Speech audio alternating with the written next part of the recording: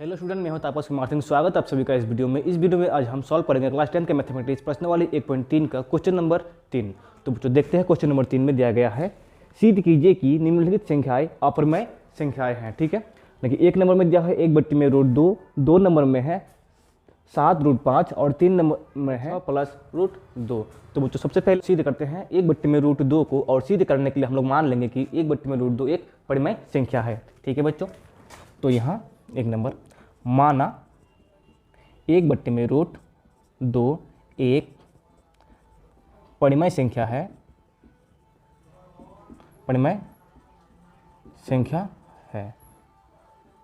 ठीक है, जिसको हम लोग p/q के रूप में दिखा सकते हैं, और जहां p तथा q कोई धन पूर्णांक है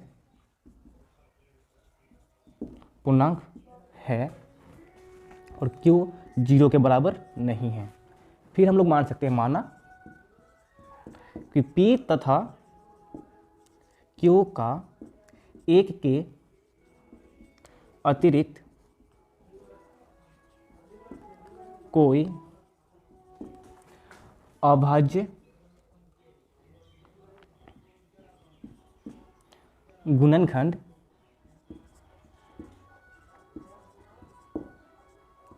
उभयनिष्ठ नहीं है, उभयनिष्ठ नहीं है। ठीक है दोस्तों, अब हम लोग क्या करेंगे, इसको लेके हम लोग सॉल्व करते हैं आगे। तो 1/2 में √2 बराबर p/q। तो हम लोग क्या करेंगे, दोनों तरफ वर्ग करने पर, दोनों तरफ वर्ग करने पर इसमें हो जाएगा 1/2 में 2 का वर्ग, इधर हो जाएगा p/2 में q का वर्ग। ठीक है, तो इसमें 1 का वर्ग 1 होगा और इसमें √2 का वर्ग, इसमें p का वर्ग q का वर्ग। अब इसमें 1 का वर्ग 1 होता है, इसमें √2 का वर्ग 2 हो जाएगा, स्क्वायर और रूट कट जाएगा, यानी कि वर्ग और रूट कट जाएगा, तो इसमें p²/q²। ठीक है, अब जो हम लोग क्या करते हैं, गुना करते हैं। त्रिया गुना करेंगे तो इसमें q² 1 से गुना होगा तो q² हो जाएगा, और इधर 2p² से गुना होगा तो हो जाएगा 2p²। ठीक है बच्चों, अब इसमें देखो कि q² जो है 2 और p² का गुणनफल है। ठीक है, यानी कि 2 और p² को गुना करने पर हम लोग को मिलेगा q का स्क्वायर। ठीक है, यानी कि q² 2 से भी विभाज्य होगा और p² से भी विभाज्य होगा। तो यहाँ हम लोग कह सकते हैं, यहाँ q² 2 से विभाज्य है, इसीलिए q भी 2 से विभाज्य होगा। ठीक है, ये हम लोग का अंकगणित के आधारभूत प्रमेय से होता है। और आगे हम लोग फिर मान लेंगे, माना q बराबर 2r। यहाँ देखो, अब यहाँ बात यह है कि हम लोग q बराबर 2r कैसे मानेंगे। हम लोग जानते हैं कि 2 से q विभाज्य है, अगर 2 से हम लोग q को भाग देंगे, इस तरह से q को भाग देंगे तो कुछ तो इसमें भागफल आएगा, जिसको हम लोग मान लेते हैं r। विभाज्य है पूरी तरह से, शेषफल तो बचेगा ही नहीं, तो 0 हो जाएगा ना, तब ये दोनों को गुना करने पर q मिलेगा। ठीक है, इसलिए हम लोग इसको q बराबर 2r मान सकते हैं। अब फिर इसको क्या करेंगे, दोनों तरफ वर्ग करने पर, तो इसमें हो जाएगा q का स्क्वायर बराबर 2r का स्क्वायर, 4r स्क्वायर यानी कि वर्ग। अब हम लोग इसमें इस q² का मान यहाँ पर देखे हैं कि 2p² होता है, तो 2p² लेते हैं इसमें, और इसको हम लोग समीकरण 1 मान लेते हैं, और इसमें 4r का स्क्वायर। इसको लिख देते हैं इसमें कि समीकरण 1 से, समीकरण 1 से। ठीक है बच्चों, अब आगे ये 2 और 4 कट जाएगा 2 बार में, तो p स्क्वायर बराबर r का स्क्वायर। ठीक है, सॉरी इसमें 2 भी होगा। अब फिर हम लोग कह सकते हैं इसी तरह यहाँ p स्क्वायर 2 से विभाज्य है, इसीलिए p भी 2 से विभाज्य होगा। ठीक है बच्चों, देखो सेम उसी तरह इसमें भी आ गया है, p बराबर, इसमें q बराबर 2p का स्क्वायर था, इसमें p बराबर 2r है, यानी कि p जो है 2 से विभाज्य है यहाँ पे। और हम लोग शुरू में माने थे क्या कि p तथा q का एक के अतिरिक्त कोई अभाज्य गुणनखंड उभयनिष्ठ नहीं है, लेकिन हम लोग को यहाँ p q तथा p दोनों का उभयनिष्ठ गुणनखंड 2 मिल गया। ठीक है, अब हम लोग क्या करेंगे यहाँ पे, चूंकि p तथा q का एक के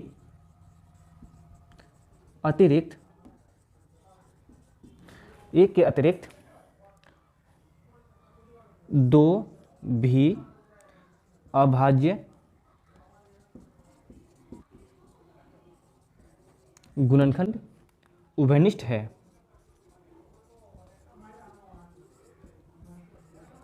ठीक है दोस्तों, इसलिए क्या होगा, अतः 1/√2 एक अपरिमेय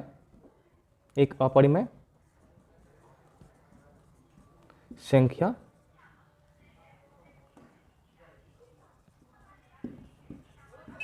है। ठीक है बच्चों, यह हो गया हम लोग का प्रूफ।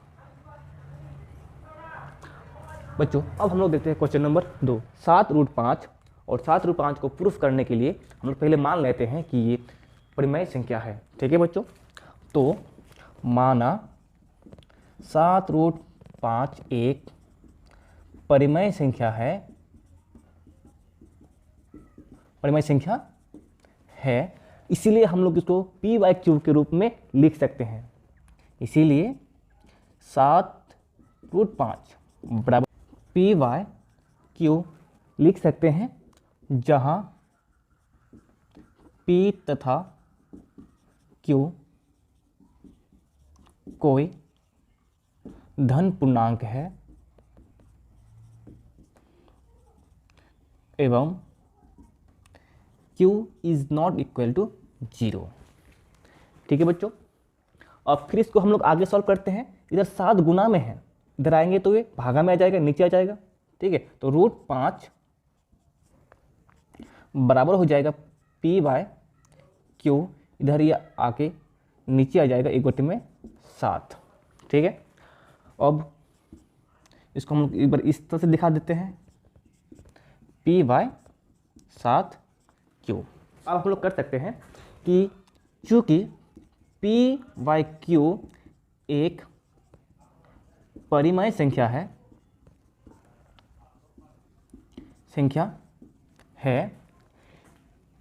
इसीलिए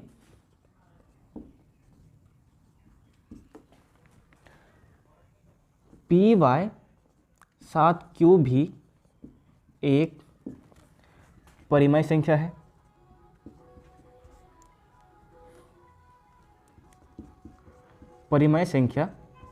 है। और यहाँ p/7q बराबर है √5 का, यहाँ p/7q बराबर है √5 का, इसीलिए √5 भी एक परिमेय संख्या है। ठीक है बच्चों, परंतु हम लोग जानते हैं कि √5 एक अपरिमेय संख्या है। ठीक है, परंतु हम जानते हैं कि रूट 5 एक अपरिमेय संख्या है, इसलिए यह विरोधाभास प्राप्त होता है। और विरोधाभास का जो कारण है वो हमारा जो प्रथम हम लोग जो कल्पना किए थे कि रूट 5 एक अपरिमेय संख्या है, यही हम लोग का कारण है। तथा विरोधाभास का कारण है, विरोधाभास का कारण हमारी मान्यता संख्या 7√5 परिमेय ही है। अतः 7√5 एक अपरिमेय संख्या है। ठीक है दोस्तों, ये हो गया हम लोग का प्रूफ 2 नंबर। अब हम लोग देखेंगे क्वेश्चन नंबर 3। माना 6 + √2 एक परिमेय संख्या